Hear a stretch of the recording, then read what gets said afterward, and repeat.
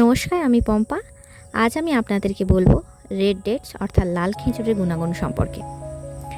লাল খেজুর, যা জুজু বা চাইনিজ খেজুর নামে পরিচিত, এটি মিষ্টি এবং সুস্বাদু খাবার যা এশিয়ার খুব একটি জনপ্রিয়। এই লাল খেজুরের মধ্যে একটি বীজ থাকে এবং খাওয়ার সময় সেই বীজটিকে ফেলে দেওয়া হয় এবং এই লাল খেজুরগুলোকে শুকিয়ে মিষ্টান্নে ব্যবহার করা হয়ে থাকে। আর লাল খেজুরগুলির উপস্থিত অন্যান্য প্রয়োজনীয় খনিজ পদার্থ রয়েছে, যেগুলো হচ্ছে magnesium, phosphorus, calcium, potassium, iron. এছাড়াও প্রচুর পরিমাণে ফাইবার আছে।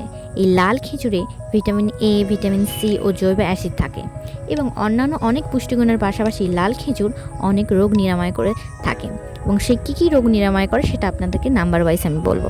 নাম্বার 1, এটি রক্তচাপ নিয়ন্ত্রণে সাহায্য করে। নাম্বার 2, এটা আমাদের ইমিউনিটি সিস্টেমকে বাড়ায়, অর্থাৎ রোগ প্রতিরোধ ক্ষমতাকে বাড়ায়। নাম্বার 3, এটি ক্ষত নিরাময়ে সাহায্য করে। নাম্বার 4, সর্দি এবং ইনফ্লুয়েঞ্জার চিকিৎসায় এটি গুরুত্বপূর্ণ ভূমিকা পালন করে থাকে। নাম্বার 5, এটি কিডনি এবং হার্ট লিভার রক্ষা এবং নিরাময়ে সহায়তা করে। নাম্বার 6, শেষ রক্তকণিকার উৎপাদনকে বৃদ্ধি করে।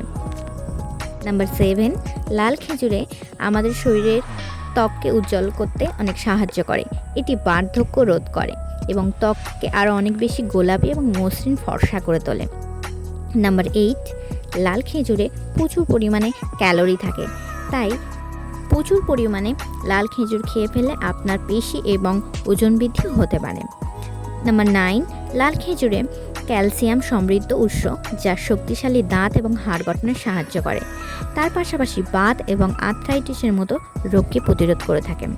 নাম্বার 10, লাল খেজুরে অ্যান্টিঅক্সিডেন্ট থাকায় হজমে সাহায্য করে এবং অ্যাসিডিটি দূর করে থাকে এবং আলসার প্রতিরোধ করে।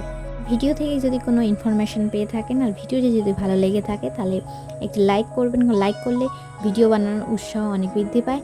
আর তার সাথে কমেন্টে জানাবেন আর আমার চ্যানেলটিকে সাবস্ক্রাইব করবেন। আর আপনারা ভালো থাকবেন, সুস্থ থাকবেন।